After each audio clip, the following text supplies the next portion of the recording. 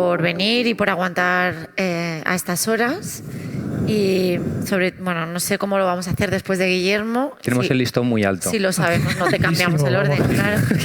Sí, lo siento, ha sido culpa mía. Sí, sabemos, no le cambiamos el orden. Hemos tenido que cambiar el orden por motivos logísticos, pero claro, era un poco imprevisible esto. Nosotros vamos a retomar la ciencia un poco.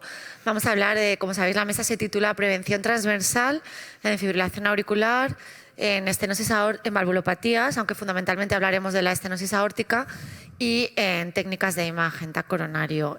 Para ello, pues queríamos hacer una mesa dinámica, no queríamos hacer la típica sesión, y menos mal, porque si no, después de Guillermo, y lo vamos a hacer en modo debate. Si alguien tiene, como vamos mal de tiempo y vamos a tener que hacerla un poquito más corta de lo normal, si alguien tiene preguntas, pues que levante la mano y lo hacemos como lo han hecho Rosa, Alberto, Juan y María.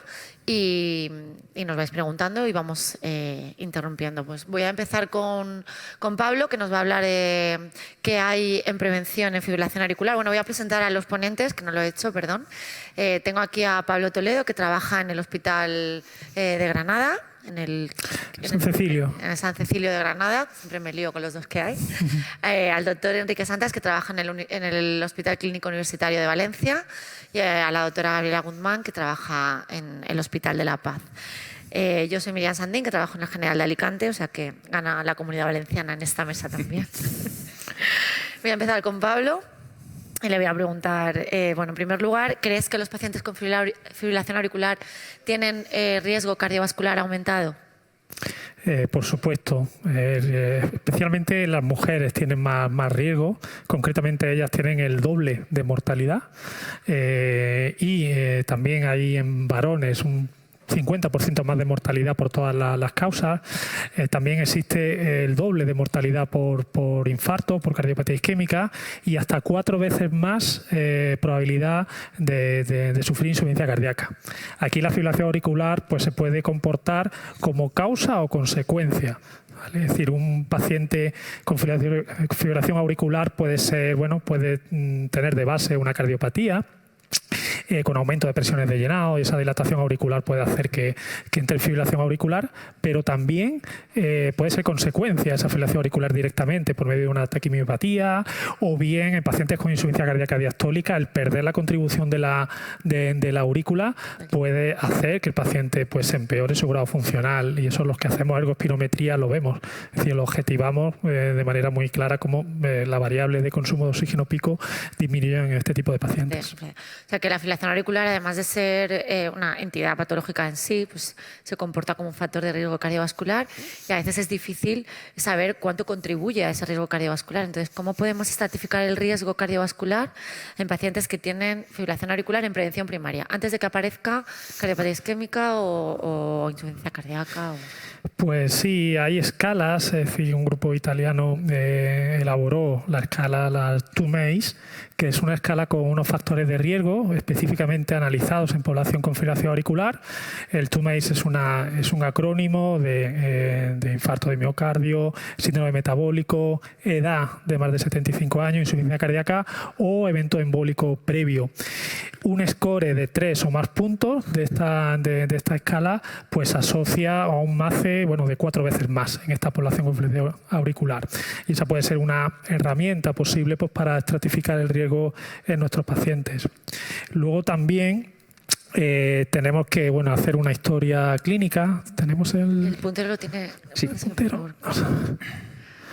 Si miramos las guías de fibrilación auricular publicadas en el 2020, pues veis ahí a la izquierda las pruebas básicas que necesita un paciente con fibrilación auricular, que entre ellas está el electro, una analítica completa donde tenemos que ver el perfil de riesgo, hemoglobina glicosilada, perfil lipídico, el electro, por supuesto, de 12 derivaciones para confirmarlo, y un ecocardiograma. El ecocardiograma es básico pues, para ver que si hay cardiopatía estructural, también nos excluye del tratamiento con anticoagulantes directos en el caso de haya una estenosis mitral al menos moderada o moderada severa. Y luego tenemos pruebas, ¿vale? Como veis en el centro, que son pruebas opcionales, bueno, que en pacientes seleccionados, pacientes con síntomas de dolor torácico, podemos pedir pruebas de imagen, como el TAC o la eco de tronco supraórtico o de carótida, pues para estratificar ese riesgo y ver si este paciente tiene también enfermedad aterosclerótica. Y esto es bastante importante, no es una cuestión baladí, porque el hecho de una población de tanto riesgo cardiovascular, el diagnosticar enfermedad aterosclerótica, pues nos dan herramientas luego pues, para poder tratar con hipolipemiantes o estatinas. E incluso el hecho de tener enfermedad aterosclerótica ya de por sí nos cambia el riesgo cardioembólico. Ya en teoría tendría bueno, en las chatbars una puntuación de 1, que bueno, ya en teoría deberíamos plantearnos ya la anticoagulación.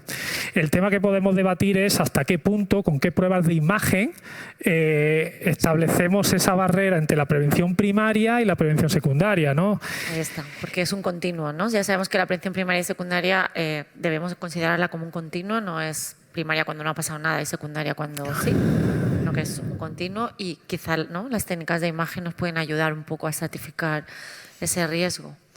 Según las guías, efectivamente, pues se ha establecido el corte de estenosis en TAC, estenosis coronaria de al menos del 50%, pues para clasificar a ese paciente ya con una enfermedad cardiovascular establecida y que se puedan beneficiar de las terapias, ¿no?, en prevención secundaria. También la eco carotídea también nos puede aportar esa información, y también las guías de prevención europeas también la contemplan, y el corte pronóstico estaría en esa altura de placa, como veis ahí en la diapositiva, de más de 1,5 milímetros. ¿Vale? Ahí ya consideramos que hay una enfermedad aterosclerótica significativa que cambia el pronóstico totalmente de nuestros pacientes. Modificador del riesgo, ¿no? Claro. Sí, en ese sentido yo quiero recordar que se hizo aquí en España, se hizo un estudio, el estudio PESA en el Banco Santander, con el CENIC, en el cual se estudiaron mediante técnicas de imagen, se intentó detectar la ateromatosis subclínica, ¿no?, en pacientes entre 40 y 55 años, o sea, pacientes relativamente jóvenes. ¿No? Y más del 60% tenían algún territorio afectado, ¿no? Les miraban las ilíacas, la aorta abdominal, las carótidas y las coronarias con el TAC coronario, ¿no? Es decir, que es muy prevalente. Es verdad que las coronarias era el territorio menos afectado, ¿no? Pero realmente este tipo de estudios te encuentras muchas sorpresas, ¿no? Y probablemente te cambie el manejo de este tipo de pacientes. O sea que yo estoy, en ese sentido sí que estoy de acuerdo con las guías, ¿no?, en que es un punto más allá, ¿no? Es un punto más allá y se puede utilizar quizá como modificador del riesgo, como hemos dicho. Es que aquí las guías le siguen dando una recomendación un poquito pobre, ¿no?, de una clase 2B. Yo no sé si realmente, por ejemplo, la infección auricular, porque no hay estudios, ¿no? Claro, que podríamos considerarla un equivalente a enfermedad cardiovascular aterosclerótica. Deberíamos buscar quizás más activamente para empezar a hablar de prevención secundaria en vez de prevención primaria. Pues, esto nos permite, ¿no?, enlazar con la siguiente pregunta. Bueno, yo quiero matizar, algo, ¿no? sí, porque es muy interesante lo que tú dices, ¿no? Un TAC pues tiene sus costes, también su riesgo de radiación, pero una ecocarotidia realmente no tiene ningún riesgo, ¿no?, para el paciente, y te puede ayudar a la hora de estratificar el riesgo, ya no solamente para el tratamiento con antiagregantes o con estatina, sino también pues para clasificar el riesgo cardioembólico que tiene. Un punto negativo, ¿no?, es que nosotros que estamos tan acostumbrados a hacérnoslo todo, ¿no?, la eco, la resonancia, la ecocarotidia no la hacemos nosotros, depende de los hospitales, la hace el neurólogo o la hace el radiólogo. Todo es ponerse, Miriam. Ya, sí, que es ponerse y que tendríamos que hacerlo, pero que no es algo que tengamos integrado en nuestra formación. Sí. Y por eso quizás no nos resulta fácil. Estoy segura que si tuviéramos una formación adecuada la usaríamos mucho más. Pero bueno. Y básicamente nos falta la sonda, porque el aparato lo tenemos, el software también, muchas veces con un eco nos viene de serie. Nos falta la sonda y nos falta la sonda y el conocimiento, pero bueno, se adquiere rápido. Vale, bueno, y en relación a la fibrilación auricular, lo prevalente que es, a todo este tipo de hallazgos y de patologías que también son prevalentes, ¿crees que habría que hacer un cribado en la población para detectar fibrilación auricular? ¿Cuándo hay que hacerlo? ¿A partir de edad? ¿En qué tipo de pacientes? ¿Y cómo se diagnostica fibrilación auricular? Las guías de fibrilación auricular son muy claras al respecto. La prevalencia de fibrilación auricular, como sabéis, aumenta de forma exponencial con la edad, y recomiendan que a partir de los 65 años pues se haga un cribado oportunista, ¿vale?, tomando pulso o realizando electro, que es alguna maniobra que es súper económica y que puede salvar realmente vidas. Los cardiólogos yo creo que estamos concienciados con hacer electro. Es difícil que veamos pacientes sin electro, pero a lo mejor en otras especialidades o en primaria cuesta más el hacer electro, y eso realmente cambia vidas. Y a partir de 75 años ya la prevalencia se dispara. 1 de cada 10 pacientes puede tener fibrilación auricular, y ahí ya no está indicado el cribado oportunista. Incluso habría que, de manera buscarlo, ya no sea oportunista, sino pues citar pacientes y realizar electros sistemáticos. Vale, ¿cómo podemos reducir ese riesgo?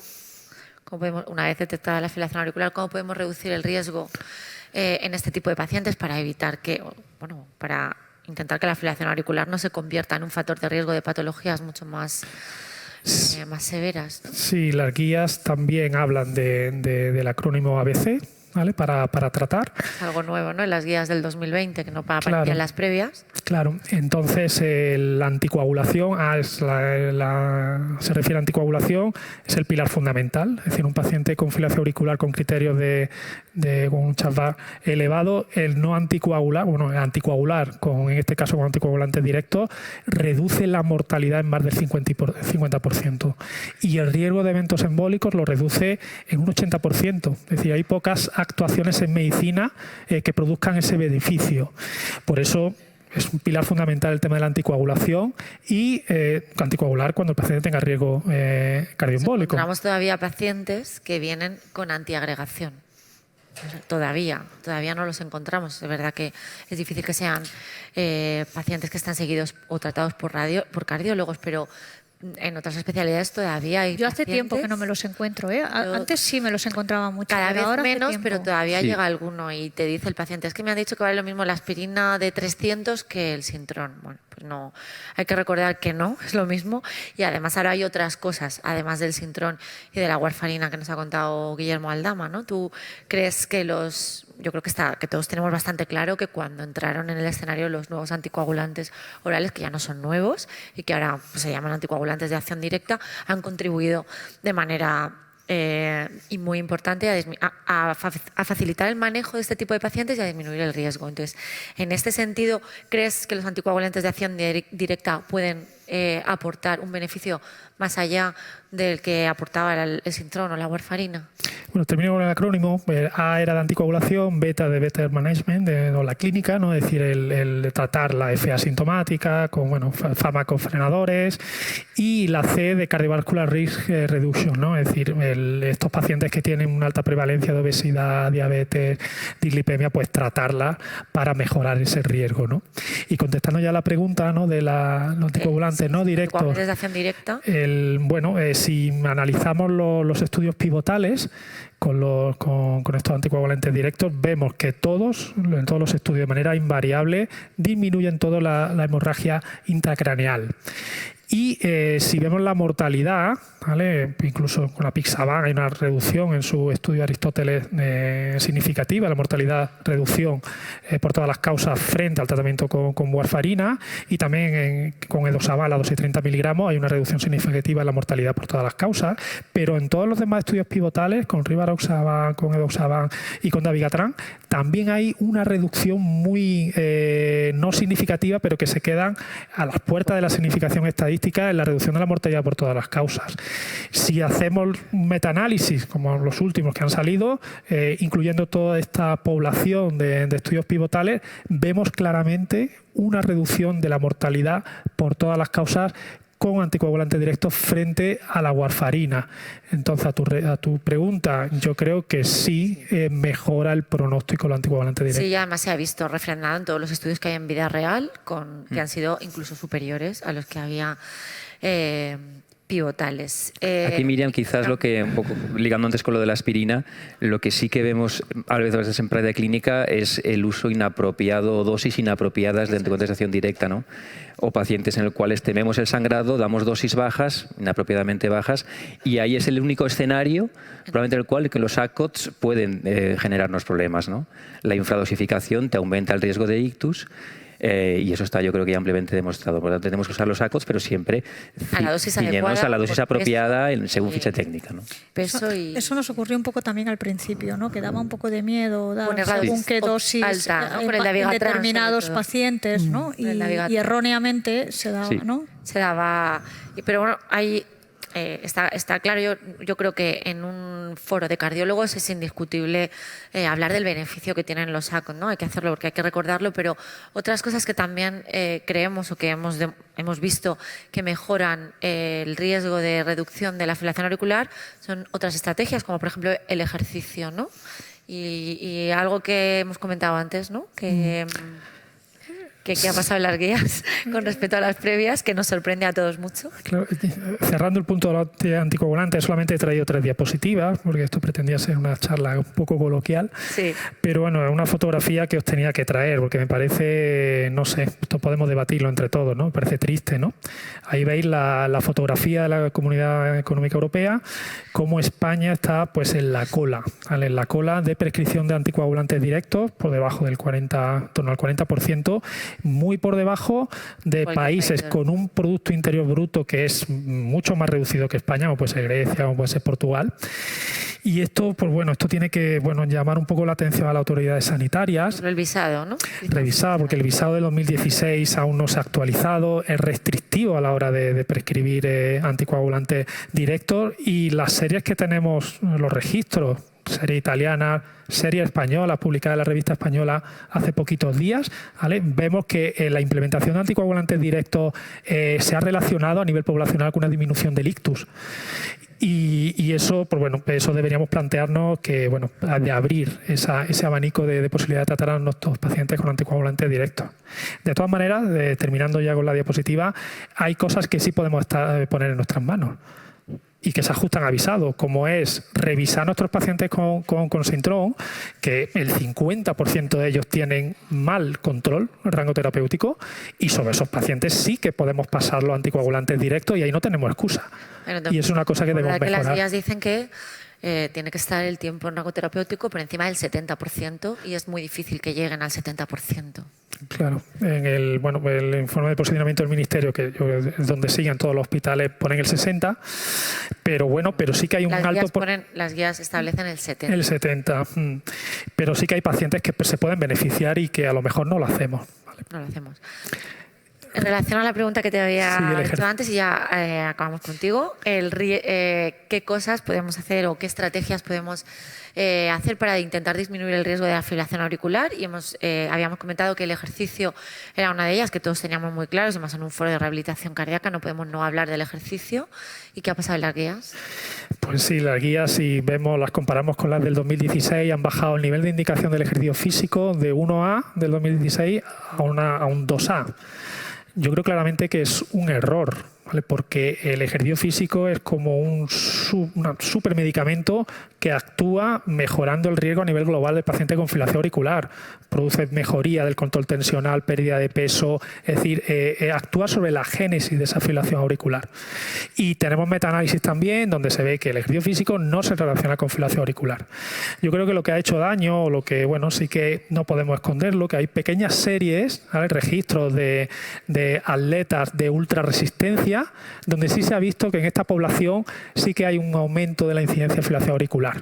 Ultra resistencia, como son maratones, triatlones. Entonces, eso yo creo que ha hecho daño. De moda ahora. Sí, entonces la recomendación actual, yo creo que ejercicio a todo el mundo, y yo estoy convencido de que eso reduce el riesgo de fibrilación auricular, pero es verdad que en deportes de resistencia extrema, como son este tipo de triatlones, de maratones, sobre todo en pacientes mayores de 50 años, no podemos recomendarlo como estrategia para reducir la fibrilación auricular.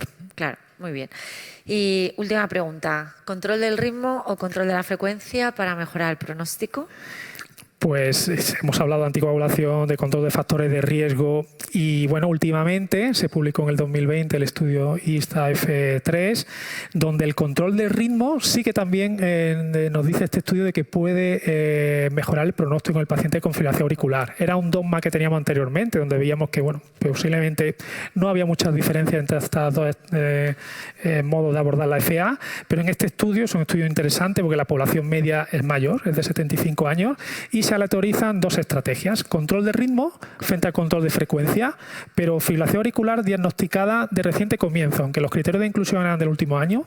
Aquí la media de inclusión era un debut de FA en los últimos 36 días, es decir, es un tratamiento precoz.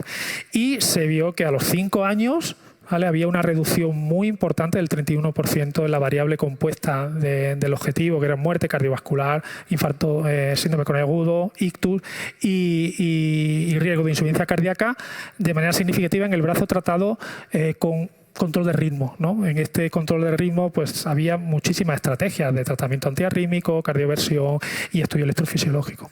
Muy bien, pues para acabar contigo, las conclusiones de tu charla son: detección precoz, hay que ir a buscar al paciente con fibrilación auricular, hay que anticoagularlo a dosis óptimas y utilizando la escala CHA2-VASc, que eso está claro, prescribir ejercicio e intentar control del ritmo.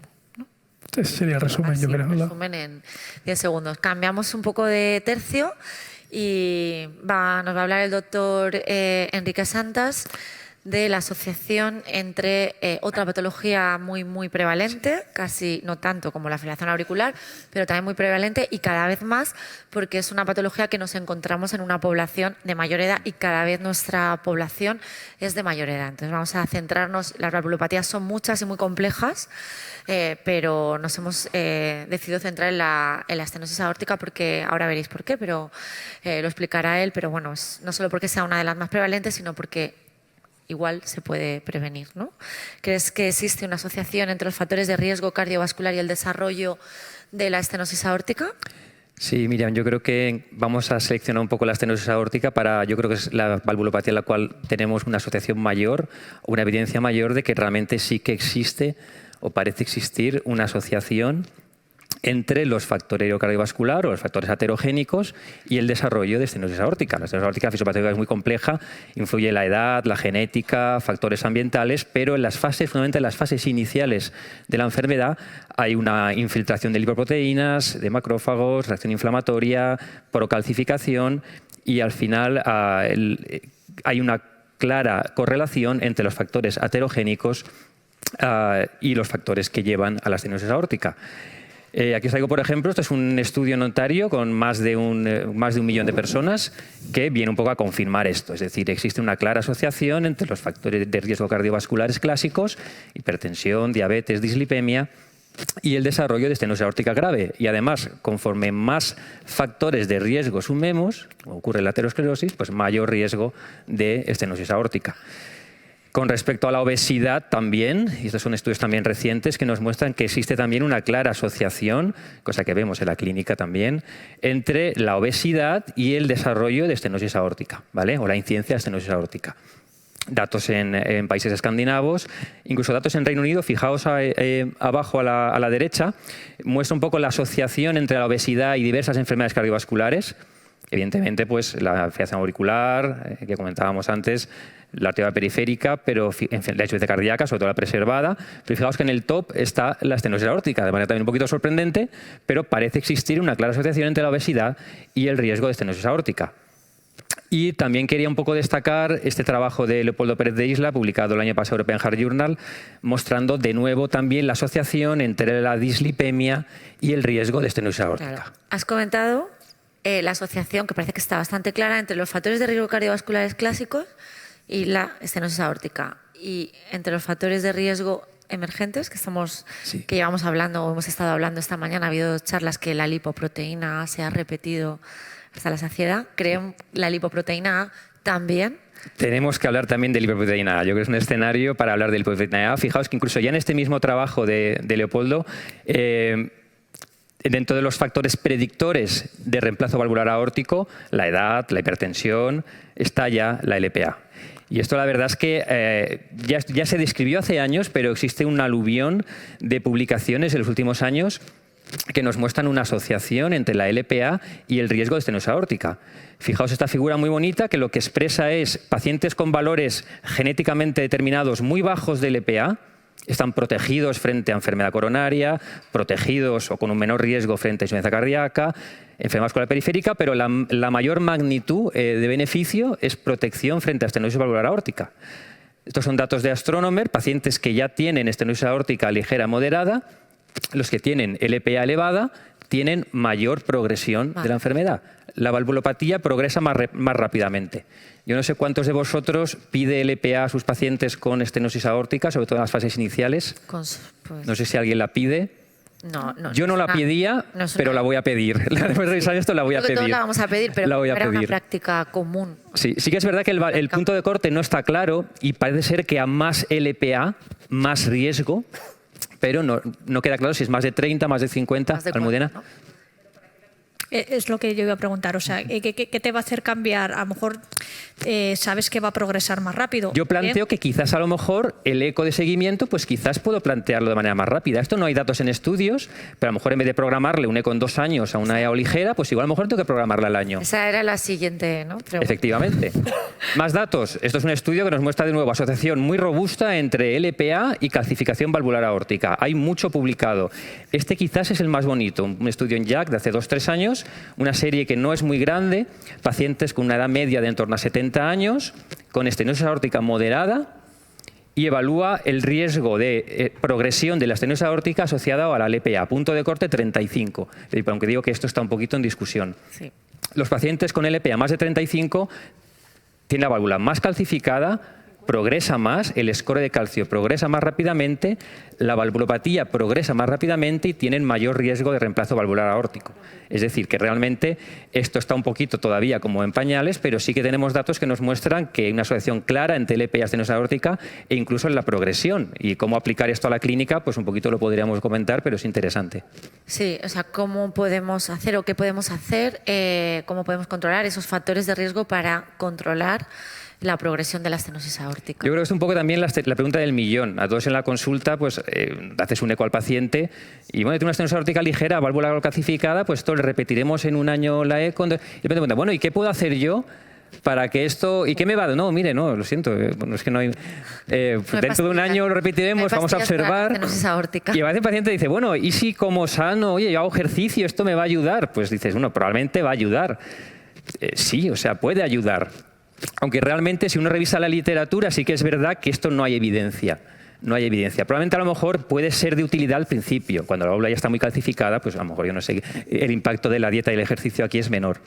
Pero sí que es verdad, por ejemplo, esto ha publicado mucho el grupo de Karolinska y no parece haber una asociación entre diversas pautas dietéticas. Como siempre, las bebidas azucaradas o edulcoradas son malas, también para esto, en la estenosis aórtica. Y en cuanto al ejercicio, es decir, que es un consejo que debemos dar, el ejercicio y la dieta es bueno para todo, pero realmente no tenemos una evidencia que a día de hoy, igual mañana sale un paper, pero a día de hoy no tenemos evidencia que esto lo avale.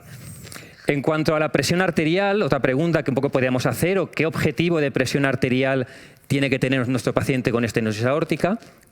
Esto se evaluó en el SEAS.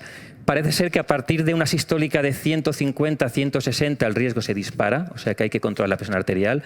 Eso tiene un efecto deletéreo hemodinámico en la válvula, pero parece también que por abajo el riesgo aumenta, una curva un poquito en U también.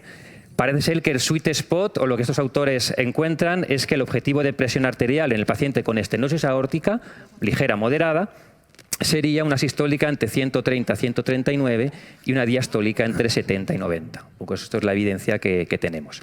Lo que más se ha estudiado es a nivel de las dislipemias. Estatinas, ¿no? Esto con las estatinas, que esto hubo ensayos, 2 muy grandes, el SEAS y el Astronomer, y fueron neutros. ¿Y por qué crees que fueron neutros? Bueno, esa es la LPA. Sí, no es nada, claro, efectivamente, es la pregunta del millón. Igual sí. se estudió lo que tendría que haberse estudiado, ¿no? Nos faltaba conocimiento o evidencia.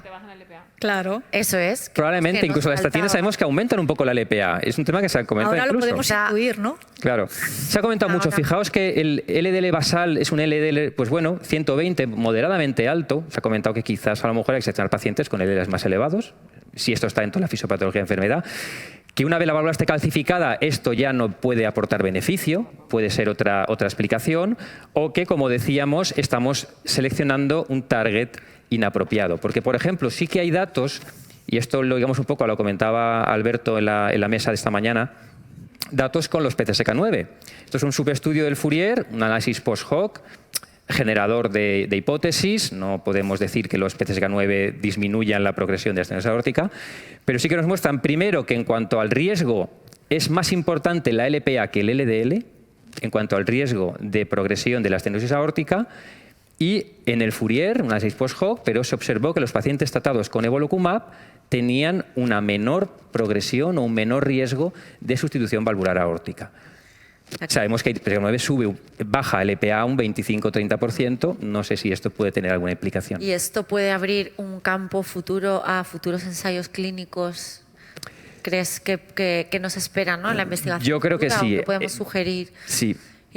Bueno, cosas que haya ya en marcha y aún no sepamos resultados o no sepamos ni siquiera qué se está haciendo, y qué crees tú que puede... Hay trials ya en marcha con PCSK9, hay alguno en marcha, y yo creo que el futuro puede estar por aquí. Estos son datos de pelacarsen, que como esta mañana comentábamos, se acaba en sen, es un oligonucleótido antisentido, para que no se nos olvide, y bueno, sabemos que estos fármacos que están en desarrollo son muy potentes para bajar el EPA, y sí que hay ahora, si uno revisa la literatura, pues mucha revisión y mucha propuesta en cuanto a que quizás ensayos clínicos seleccionando pacientes con el EPA elevada y estenosis aórtica ligera o moderada y aplicando estas futuras terapias, quizás aquí sí que podríamos tener eficacia, pero bueno, está por demostrar. Muy bien, pues para finalizar con... Sí, bueno, los mensajes un poco que sí que hay una clara asociación entre estenosis aórtica y riesgo cardiovascular, que la LPA parece que puede ser clave, de nuevo en este escenario también la LPA puede ser clave. No podemos realmente decir con la evidencia de que controlar los factores cardiovasculares disminuye el riesgo de progresión de la estenosis aórtica, pero hay que recomendarlo siempre, evidentemente, y bueno, y estos eran un poquito los mensajes. Pues sí. Bien, ¿no? Porque siempre lo decimos, no hay pastillas para la estenosis aórtica. Yo voy a pedir el EPA a algunos pacientes ya. Igual en el futuro encontramos pastillas para la estenosis aórtica, ¿no? También. Almudena, ¿quiere decir algo antes de cambiar de perdona, es que por eso no puedo venir a todas las charlas, porque si no os interrumpo. Pero es que me estaba acordando, yo no sé si me habéis oído alguna vez, mi primera charla de cirugía clase de cirugía general en tercero, creo que es en tercero, vino el cirujano y dijo, la cirugía es el fracaso de la medicina. Y va por ahí. O claro. sea, ¿qué operamos? Lo que no podemos tratar con medicamentos, ¿no? Es que estoy fascinada con lo que has contado, Enrique. Felicidades por tu charla. Gracias. Pues yo no sé si a los hemodinamistas les va a hacer gracia, ¿no? Porque a los pero claro, ellos ahora están con la TAVI y la TAVI. Ya lo sé. Los hemodinamistas se buscan la vida de todas formas. Lo he hecho un poco porque me necesitaba vengar de Guillermo por la charla que ha dado tan maravillosa antes de la nuestra. Guillermo, entonces, por favor, denle el micrófono al doctor Aldama. Que se defienda. El micrófono, por favor. Perdona. Que se defienda. ¿Le puedes dar el micrófono al doctor Aldama? Guillermo, ¿tú crees que la TAVI va a caer en picado después de que salgan publicados los estudios con la LPA? No lo creo. Bueno, yo personalmente, o sea, yo estoy de acuerdo con, o sea, lo que nosotros hacemos, no la cirugía. El intervención subcoronario es el fracaso de la medicina, porque el verdadero éxito de la medicina es la prevención. El problema es que la prevención no genera muchos retornos, ni al médico ni a los políticos, porque si alguien sufre un infarto y tú con la prevención lo evitas, pues tienes poco retorno, claro. Entonces, lo que a mí me ha gustado muchísimo, porque esta es la pregunta que nos hacemos. De hecho, nosotros estamos fascinados de una cosa, y es que tienes de repente en Galicia, o yo trabajo en Galicia, y tienes un nonagenario o una nonagenaria, y yo siempre les miro el colesterol. Entonces tú tienes una perspectiva histórica de cuál ha sido la carga, no solo de cuánto colesterol tiene, sino de la carga de colesterol que ha tenido a lo largo de los años, en los últimos 22 años. Entonces yo muchas veces les digo a los residentes, digo, mira, este paciente debería haber tenido estatinas en prevención primaria desde el año 2002, por sus cifras de colesterol, cifras de 152 de LDL. Las coronarias normales, coronarias sin lesiones, y sí que tiene estenosis aórtica, se verá, claro, porque son coronografías pre-TAVI. Entonces, claro, esto es algo que, claro, yo siempre me he preguntado, ¿por qué un paciente tiene estenosis aórtica? Yo lo que creo es que esto también tiene que ver con la disposición de la válvula, porque nosotros cuando miramos las válvulas, no todas las válvulas de toda la gente es igual. Entonces yo lo que creo es que sí que tiene un mecanismo mecánico.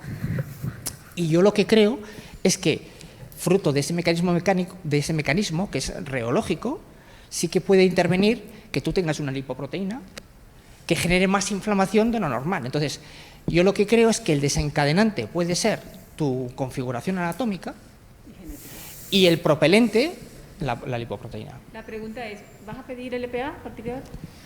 Sí. No en las estenosis aórticas severas, pero yo a mis pacientes y nosotros cada vez tenemos pacientes más jóvenes que sufren un infarto y claro, cuando te preguntan, ¿y ahora qué? Claro, yo también, además de la lipoproteína, ya sabéis que les hablo de la epigenética y la microbiota. Y la microbiota. Por meter ahí una cuña. Bueno, pues para hablar de las relaciones anatómicas de la válvula y de otras cosas, tenemos aquí a Gabriela, que es una experta cardióloga en imagen, que nos va a aportar, que nos va a explicar un poco qué pueden aportar las técnicas de imagen en el mundo de la prevención. Sí. ¿No? Bueno, yo cuando me invitasteis muchas gracias por invitarme, lo primero, a dar esta charla, dije, ¿yo qué le cuento a esta pobre gente ahora? Yo de mi mundo, del gating, del triggering, del slew rate, le digo, es que les voy a aburrir, ¿no? Y entonces me he ido a mi otra vertiente, que es la más clínica, ¿no? Y entonces me gustaría, esto sí que me gustaría que participarais todos un poco, ¿no? Porque aquí no hay verdades absolutas y yo sé lo que yo haría, pero me gustaría saber qué es lo que haríais vosotros también en un paciente, ¿no? He propuesto un caso clínico, me está molestando, a ver qué os parece. Yo creo que este tipo de paciente casi todos lo hemos tenido alguna vez en la consulta.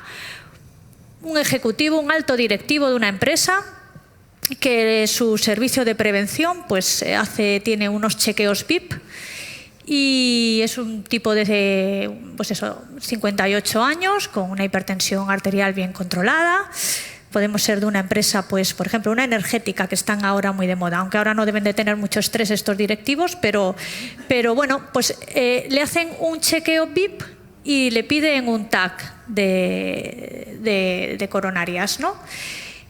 Un TAC de calcio para ver el calcio, ¿no? Que no hay que poner contraste, que necesita radiar poco y que está muy de moda, ¿no? Y caramba, nos encontramos con un Agaston de 357. Nos solemos graduarlo entre el que tiene score 0, que es un paciente totalmente distinto, al que tiene hasta 100, entre 100 y 400 y mayor de 400. Entre 100 y 400 tenemos a este hombre. Por lo demás, totalmente asintomático, pero seguro, además insistes, ¿no? Pero seguro, sí, doctora, yo cuando juego al golf, ¿cuántos hoyos hay? ¿17? 18. Yo me hago los 18 hoyos y no tengo ningún problema y además voy con gente más joven y yo me encuentro mucho mejor. Es decir, absolutamente asintomático. ¿No? Para su vida normal. Sí, su vida normal, que es hacer ejercicio, ¿no? No sé con qué frecuencia va a jugar, pero bueno, todos los fines de semana juega al golf. Vale. ¿Quiénes de aquí le pondríais aspirina a este señor? Que levante la mano, por favor, el que le pondría aspirina. ¿Qué riesgo cardiovascular tiene el paciente? ¿Qué riesgo cardiovascular quieres? No, riesgo alto no, es un tío de 58 años, mide 1,80, pesa 75, está fit. Hipertensión arterial bien controlada. Ejecutivo. No. Perfil lipídico tenemos... ¿Cuál quieres? ¿Te va a modificar el riesgo lipídico en función de que se le vas a poner aspirina? ¿Sí? ¿La aspirina sí te modifica? No, pero es prevención primaria. Claro. Estamos hablando de prevención primaria. ¿Estamos hablando de prevención primaria? Estamos hablando de prevención primaria con un calcio. A ver, ¿estamos hablando de prevención primaria? Tienes calcio, nada más. Tienes calcio. Claro. Sí. Para mí el calcio es prevención primaria. Y porque la pregunta igual le digo es por calcular el escoredo. Bueno, es que esto es el debate, ¿no? Y tener la idea...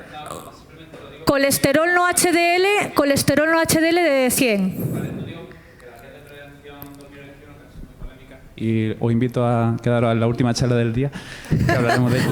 Haciendo publicidad. Un poquito de publicidad. Que nos dicen que realmente hay que fijarse, que el score calcio, que yo creo realmente en el score calcio, pero es un modificador clase 2A y que está para los riesgos intermedios y no hago más spoiler. Pues os puedo contar, he traído esto porque me imaginaba que iba a ser, hay otros estudios, ¿no? Un subanálisis del estudio MESA, que como sabéis el MESA es que ha dado un juego increíble y yo creo que va a seguir dando, ¿no? en que miran, pues eso, pacientes, vamos a ver si darles aspirina, vamos a ver el número de pacientes necesarios para tratar, para evitar un evento, ¿no? Un evento en 5 años, frente al número de pacientes necesarios para hacer daño, ¿no? Por un sangrado mayor también a 5 años, ¿no? Esto es el puntero, sí. Las barras nos dicen el número necesario para tratar, ¿vale? Las barras. Y las líneas rojas, el número necesario para hacer daño. Si os fijáis, la barra verde, la verde clarita y la verde oscura es el score de Agastón. El verde es entre 100 y 400 y el más oscuro es mayor de 400. Me voy a poner aquí, ¿no? ¿Os importa? Aquí. Ah, bueno, aquí. Fijaos, esta es la línea, esto es paciente total, o sea, todos los pacientes, y divididos por sexos, hombres y mujeres. Por encima de 100 de Agastón, fijaos la diferencia que hay entre el número necesario para tratar frente al para hacer daño, ¿no? Y esto no solo es así en hombres y mujeres, sino si diferenciamos en riesgo cardiovascular. Este es el riesgo utilizando las guías americanas, ¿no? Pero fijaos, por debajo de 5% de riesgo, los pacientes con Agastón por encima de 100 o incluso por encima de 400, nos da igual qué riesgo tengan, y según este estudio, según este análisis, el NNT, el número necesario para tratar, es infinitamente, o sea, es bastante menor que el riesgo para hacer daño, ¿no? Bueno, ahí lo dejo, ¿no? ¿Alguien ha cambiado de opinión? ¿Alguien le pondría aspirina? Aspirina. A ver, yo creo que habría que documentar enfermedad aterosclerótica. Entonces yo creo que ahí las pruebas de imágenes, TAC, en fin, Angiotac, nos pueden dar información, ¿no? Pero fíjate, lo que te comentaba del estudio PESA, que no es el MESA, que se llamó PESA un poco basándose en este, el calcio coronario, el porcentaje de pacientes que tenían calcio coronario era mucho menor que el que tenían enfermedad, o sea, placas de ateroma en ilíacas o carótida o aorta abdominal. Es decir, que ya es como más tardío, ¿no? O sea, ¿no? Es como una enfermedad como más evolucionada cuando ya tenemos afectación, cuando tenemos calcio en las coronarias, ¿no? Es decir, que no sé si te iba a aportar mucho, perdona, Almuérate, el hacerle unas carótidas, ¿no? Porque a lo mejor te da, y lo más probable es que sí, que tenga ya. Ya sabemos todos que cuando tenemos enfermedades y pacientes nuestros coronarios, pues van a tener muy probablemente otros territorios afectados. Pero las ¿no? guías de prevención, vuelvo otra vez, son muy claras. Es decir, hay que la línea entre prevención primaria y secundaria, pues tener un evento cardiovascular o bien tener una enfermedad aterosclerótica, que ahí es donde podemos entrar en el debate de qué grado de estenosis podemos tener para considerar ya que estamos en la prevención secundaria, porque someter a una antiagregación toda la vida a un paciente pues tiene su... Y lo que pasa es que si tú tienes calcio en las coronarias, ¿no lo consideras una placa que tiene una placa cálcica? Según guías, no. Ahora, actualmente pero no. Yo quiero hacer la pregunta al revés. ¿Cuántas veces te pasa que pides que tienes calcio coronario y luego las coronarias son normales? No tienen estenosis, no son normales. Bueno, normales no son. Si tú miras solo la luz, no tiene estenosis. Pero si miras la pared... Pero no tienes enfermedad aterosclerótica documentada para justificar la aspirina.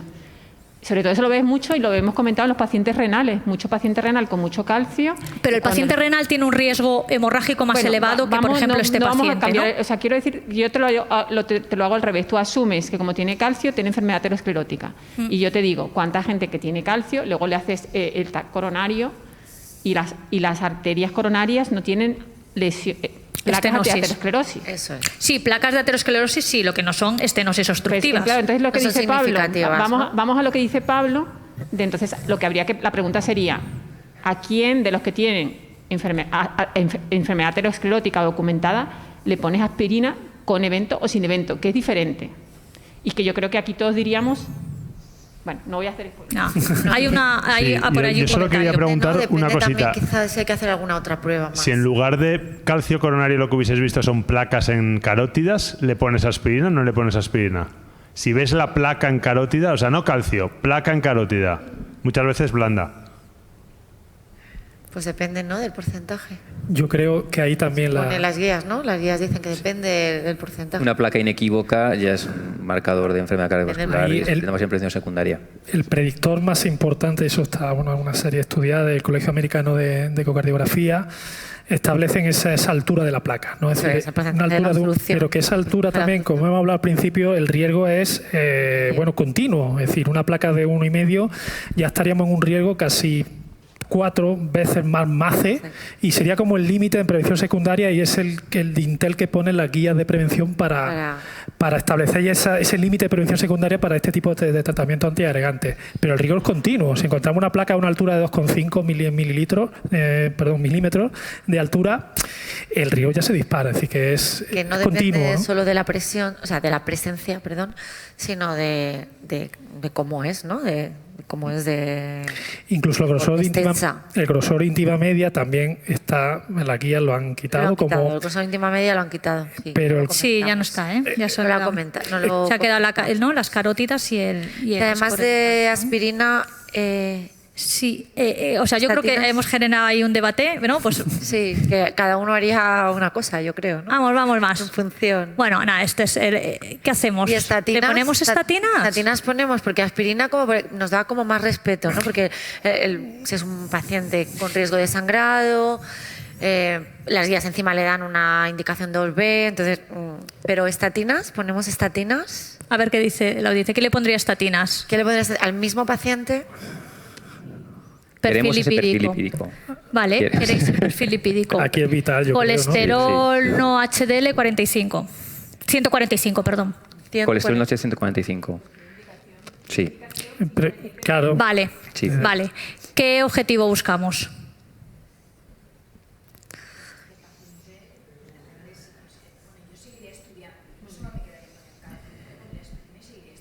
Tú le pondrías aspirina.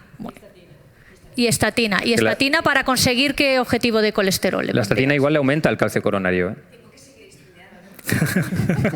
Tienes que seguir estudiando pacientes. ¿Pero qué tienes que seguir estudiando? ¿Tú quieres hacerle las coronarias? Está sintomático. Pero coño, tiene calcio. Estás tratándolo como si tuviera placa de... Claro, entonces habrá que verlo si no lo tratas. Quiero decir, tú estás asumiendo un axioma que no es... ¿Y por qué no un test de isquemia? Bueno, pues, no un test de isquemia. Bueno, pero ahí entramos en otro debate, ¿no? ¿Hay algún punto de score de calcio que hagáis TAC de coronarias? No. ¿O por protocolo? No. ¿O si bueno, es muy elevado? En mi centro no, y no existen, ¿no? O sea, se considera, por otro lado, se considera muy diferente un paciente que tiene un score 0, que también en estas imágenes, ¿no? También fijaos en la gráfica de abajo, pacientes con riesgo alto, score 0, ¿no? O sea, ahí tenemos riesgo alto, ahí sí que le daríais aspirina si tuviéramos un riesgo muy alto, clínico. No. Prevención primaria no. Yo tampoco, ¿eh? Yo tampoco. Bien. Yo tampoco. O sea, yo tampoco. En cuanto al score, es muy diferente tener score 0, porque eso sí que es un modificador, es decir, el TAC coronario, el TAC cálcico, no solo te va a ayudar a mejor clasificar a los pacientes cuando tienes calcio, sino al revés, cuando tienes 0, te va a modificar hacia abajo el riesgo claramente, ¿no? Pero no existe un punto. Sabemos que es diferente tener 0 que tener 2. Es muy diferente tener score 0 que tener 2. Y luego, bueno, pues hacemos el 300, el 100, el 400, el 1000, pero no hay un punto a partir del cual tú consideres que tengas que ir a una coronariografía. Yo creo que ahí ya es... Yo creo que para eso hay que hacer un test de isquemia, ¿no? Una coronariografía. Bueno, ahí podríamos entrar en otro debate, ¿no? En un test de isquemia o un test anatómico, ¿no? O sea, y en un paciente... No, agresivo no, yo no he dicho agresivo, ¿eh? Nos lo imaginamos. Pues imagínate cuando yo le dije que era de las tontas que tenía la tarifa regulada. Me dijo, pues ya no tomo la aspirina porque no me fío de su criterio. ¿Cómo tú le vas a decir a este hombre? Tiene calcio en las coronarias, pero no le voy a mirar las coronarias por dentro. Es que te va a decir, quiero que me las mire. Quiero decir, mira. Claro. No está indicado si no tiene... Me encanta, me encanta. No, lo que no está indicado es tratar el calcio, perdonadme. Ah, of course. Bueno, seguimos. Pero el calcio es... En la comida hablamos. Seguimos. Aspirina, aspirina, poquita gente sí, la mayoría de gente no. Estamos en las estatinas. En las estatinas, yo creo que bueno, hay más consenso, más gente sí, más gente sí, bueno, esto es otro... El MESA es que da para mucho, bueno, y parece que, parece que sí que puede ser beneficioso en los pacientes. Lo que no hablan tampoco es lo que decíamos aquí, qué niveles de objetivos buscamos del colesterol, ¿no? O sea que yo creo que esto es un debate, porque si le pones la aspirina, pues a lo mejor con la estatina tienes que buscar niveles de prevención secundaria, ¿no? Claro. Sigues estudiando. Sigues estudiando. Habría- Yo creo que habría que estratificar el riesgo teniendo unos datos que no tenemos y en función del riesgo perseguir unos valores objetivos. ¿Tú lo harías en función del riesgo? En función del riesgo, sí. Perseguir unos valores objetivos que serían diferentes dependiendo de cada riesgo, como sabemos. Para moderado uno, bajo no es. Para moderado uno, para alto otro y para muy alto otro. Es lo que creo que haría sabiendo todo. Ese sería el objetivo, para marcarme yo el objetivo del LDL, ¿no? Yo voy a mojar. Mójate, mójate. Yo, así a ojo por edad, hipertenso, clasificaría como un paciente de riesgo moderado, pero con el calcio que tiene es un modificado de riesgo, Alto. lo metería en un riesgo alto. Y te vas a 70. Y objetivo de 70, pues sería un objetivo de LDL 70, te por vas a ejemplo. objetivo de parece. 70 en este paciente. Yo igual, yo opino igual. Modificador, en este caso, inclinarte a dar la estatina si alguien lo dudaba y buscar un objetivo De de... Y sin antiagregación. Y sin antiagregación. Y sin antiagregación. Sin antiagregación, sí. Sin antiagregación. Vale, luego otra historia que yo me pregunto, imaginaos que este no es el paciente, vamos a cambiar un poco de un paciente bueno, estos son los objetivos de prevención y digo, sería igual, últimamente, o sea, siempre se hacen muchos TAC no coronarios, TAC body, TAC torácicos en pacientes por otra causa y de repente se ven calcio en las coronarias, ¿no? Esa es una lucha que tenemos, por sí, ejemplo, en mi hospital. sí. Y yo le digo, no lo pongáis, por favor, no lo pongáis. O sea, verlo y callaros, porque... Pues fíjate Miriam, por ejemplo, en esta población, imagínate en la población oncológica, ¿no? Que se realizan TACs de forma rutinaria y que sabemos que los supervivientes de un cáncer muchas veces se mueren de eventos coronarios, ¿no? De cardiovasculares. Pero ¿de qué quimio han recibido? Eso también es importante. También, pero muchas veces todo eso se olvida y de repente, si alguien ve el cáncer en la coronaria, lo mismo se le enciende una lucecita, ¿no? Y dice, oye, ¿qué control de riesgo, de los factores de riesgo cardiovascular lleva este hombre o esta mujer, ¿no? Y yo me planteaba, ¿es igual de útil ver el calcio pues, en un TAC no cardíaco, sin gating, con otro espesor de corte? Pues sí. Hay una buena correlación, ¿no? Y a lo mejor no tienes para analizar y darte el score de Agaston. Si lo tienes, lo puedes utilizar, ¿no?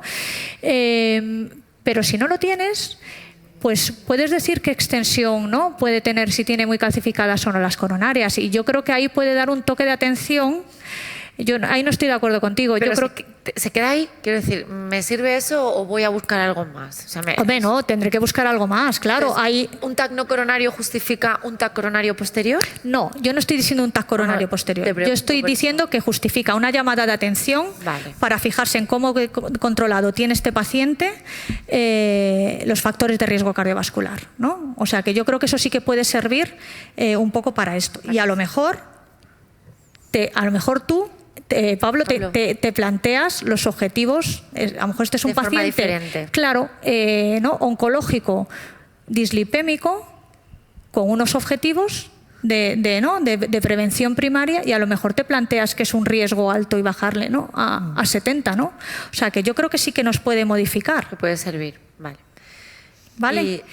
Y si el paciente, seguimos hablando del paciente asintomático, sí, le hacemos una historia un poco más exhaustiva y luego no es que sea asintomático, sino que lo que ha hecho ha sido que ha ha adecuado su vida a los síntomas, y cuando se le fuerza un poco más nos damos cuenta que sí que presenta síntomas cuando lo sacamos de su forma. Pues si en el hoyo 8 ya tiene un poquito de molestia, ¿no? O sea, pero no es dolor, doctora, es como presión, ¿no? Es así como una presión. ¿Le hacemos ahí algo más?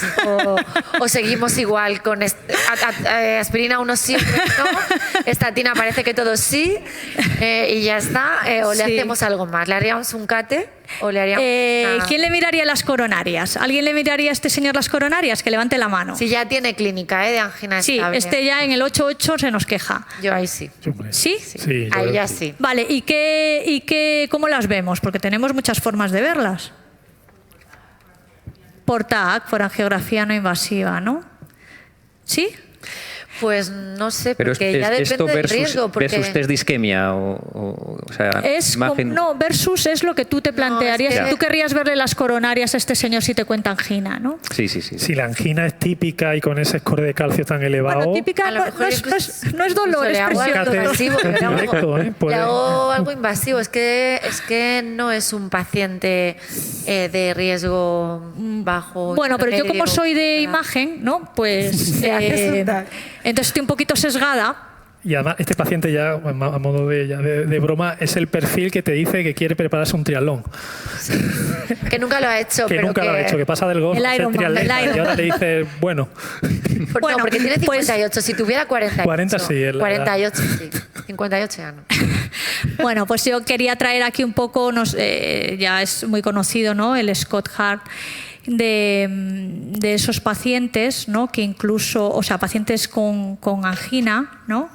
Que se les miraba las coronarias con el TAC, ¿no? Es decir, yo le miro las coronarias con el TAC y veo a ver cómo van, ¿no? Inicialmente a estos pacientes, cuando el brazo del TAC, pues sí que se les revascularizaba más, se les hacía más, ¿no? Porque casi es el efecto, yo veo que tiene lesión, lo mando a cateterismo. Pero al final de este seguimiento a 5 años, el porcentaje de revascularización fue el mismo. Y simplemente por el hecho de haberles hecho un TAC de coronarias y haberles visto las coronarias más allá del calcio, ¿no? Estos pacientes tienen mejor pronóstico. Que podemos aquí debatir por qué, ¿no? O sea, ¿por qué tienen mejor pronóstico si el número de revascularizaciones no ha sido la misma? Porque se intensifica la prevención secundaria y el Exactamente. seguimiento estrecho. ¿No? Que es un poco a lo mejor lo que decía Almudena, ¿no? Que ella decía, le hago un CATE, pero a lo mejor no hace falta hacerle un CATE, ¿no? No lo he dicho yo. Muy bien, muy bien, muy bien. Bueno.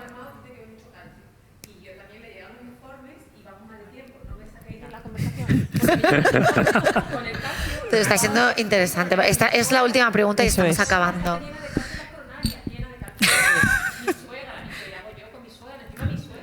Yo por eso le digo a veces a los radiólogos, no lo pongáis, porque depende de cómo lo describan, te meten en un follón, ¿no? Entonces...